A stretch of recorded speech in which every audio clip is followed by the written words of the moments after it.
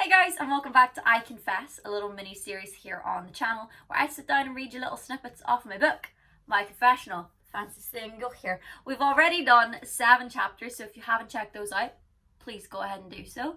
Today's chapter, though, is different because it's a happy chapter. So let's dive right in. The best and worst thing about emotions is that they are only temporary. All feelings are fleeting. Happiness can never truly be encapsulated and held onto forever, nor can the low of the bottom be eternal either. A reassuring thought to me, as I've done more than my fair share of hitting rock bottom in my life. Looking back now, I wouldn't change it for the world though, because even though the lows destroyed me, the highs, though they were few and far between, were enough to keep me alive. But the euphoria that hit me in 2011 was all but gone when January 2015 came around. Without a doubt, I'd have to say that this was my darkest period. The bottom of rock bottom. Though lots of exciting things were going on in my life, I couldn't see past the darkness. I'd just signed OK Good Records in the US, and I was excited about the prospect of having my songs released in the States. Despite my dependence on alcohol being at an all-time high at this point, I was using drink as a fast-forward button to skip through all the boring bits. The excitement of my first ever showcase gig in America was all consuming. In the UK, I was alone and depressed and drunk. America gave me hope. My whole life I'd wanted to go to New York City, and now, after all the downs of my career to date, here I was, about to get on a plane. I couldn't believe that not only was I going there, but I was going out there for work.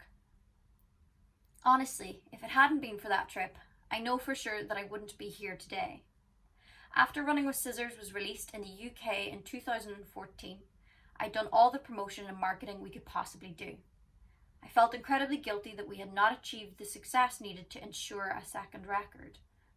My future was full of uncertainty. Again, I remained an emotional and financial burden to everyone around me. Thoughts of suicide had returned. I figured that if I took my own life, no one would have to put up with my behaviour anymore, and maybe my suicide would garner some media attention that could help sell more records, and hopefully pay back all the people who had invested in me. This trip to America and the gig threw a spanner in the works. It gave me something other than myself to focus on. Now that I was given a brand new promotion schedule, which I was in full charge of, I put my suicide on hold. When I landed at JFK Airport on a frosty Valentine's Day evening, I was greeted by the head of the American record label, Jurgen, one of my favourite people to this day. Instead of sending a car or an assistant, it meant a lot that he actually picked me up personally. Not only that though, as it was Valentine's Day, he also brought me flowers, Hershey's Kisses and a balloon. I was taken aback. I didn't deserve someone being so kind. I thought that this new person would be someone else I'd let down, or who was inevitably never going to earn their money or their time back. To make things even better, or in my case worse, I was staying in a lovely hotel in Times Square. I could feel myself becoming more alive the closer we got to the bright neon lights. I was speechless. I spent most of my time gazing at how tall the buildings were and how beautiful it all looked in the snow. I was awestruck. When I arrived in my hotel room, after having a late dinner at the Hard Rock Cafe, I was full of anxiety as how I was ever going to sleep, with the time difference, excitement, and previous few nights' insomnia flowing through my veins. As soon as my head hit the pillow, however, I was out like a light. It was one of the most peaceful night's sleep I have ever enjoyed. I was awake by 7 a.m, full of energy. Back home, this would have been the time I'd finally be falling asleep. I was obviously elated by the change of location. I was free for the whole day to do what I wanted. The city was effectively shut down, with the temperatures dropping to minus 17 degrees Fahrenheit. It was so cold that the Hudson River had frozen over. I put on 4 layers of clothing that day, along with thermals. My managers Rick and Adam and my guitar player Rue had accompanied me on this trip, and we took to the streets of frosty New York City at noon. The wind was so cold that it felt like my face was going to freeze off every time a breeze went by. We walked through Central Park, which now looked like a scene out of a Christmas movie. Every so often a voice from the park's PA system would announce that everyone should go inside every 15 minutes, otherwise there was a severe risk of frostbite. We made our way through the empty streets to the top of the Rockefeller Center. Very few other people were at the top, which is incredibly rare. We had the whole view of the city to ourselves. I made my way to the edge of the building to look out at the skyline. It hit me. I was awakened again.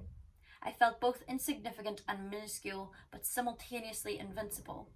As I looked down at the circuitry of the streets below, all of my woes were nowhere to be found. For the second time in my life, I was standing on top of a building, the first covered in sun, this time covered in snow, and bathed in the euphoria of sheer joy. I knew my purpose for existing, and I was going to stick around to fulfill it. I understood then that there is no meaning to life unless we create one. My world was filled with a new brightness. Colours appeared brighter and everything had a new sharpness and clarity. I glanced around to look at Rick and Adam. I was overwhelmed with gratitude to have them there with me. I wanted to do them proud. I wanted to do myself proud. Everything that once overwhelmed me now felt achievable. To this day, when I feel down, I bring myself back to this memory atop 30 Rock. For the rest of the day, I carried this bliss in a bottle with me. The next day, after doing the rounds of taping performances and interviews, as requested by my US label, the day had come for the showcase gig at the legendary Red Lion venue on Bleecker Street.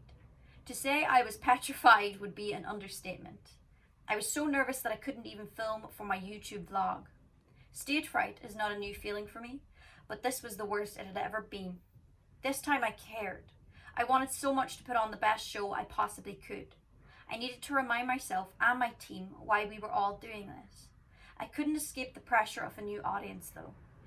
I didn't know how I would go down in a new country. I soundchecked in front of people having their lunch. When it finally came time to perform, I was so riddled with fear that I had a shot of tequila to take the edge off. I can't say it helped much, as I was still a nervous wreck for the entire show. Thankfully, it didn't affect my performance. I interacted with the audience, told a few jokes, and sang my heart out. I felt on top of my game. The audience even listened. Despite playing an acoustic set in a small Irish bar on the east side, the audience liked me enough not to talk through my 12-song set. When I finished a song, you could hear a pin drop. As the last chord of the last song rang out, I was flooded with endorphins. I thanked every person that came individually, meaning every word. It was the gig of a lifetime. The whole trip was a dream come true. For as long as I live, I will cherish my memories of my first time in New York City and cannot wait to return. Alrighty, that was Big Wide World, which quite honestly is one of my favourite chapters and songs together. It is nice to think back on my past and actually be reminded of the good times, because that trip honestly changed my life. It really, really did. I'm lucky nowadays that my life is pretty happy almost all of the time, and you know, it is nice to think back on the past times that I was really, really happy too. So I hope you enjoyed that, and if you do like the book, it would mean the world if you would go get it. It really would. But anyway, I hope you're having a happy day and that the world is treating you the way you deserve. Alright, bye!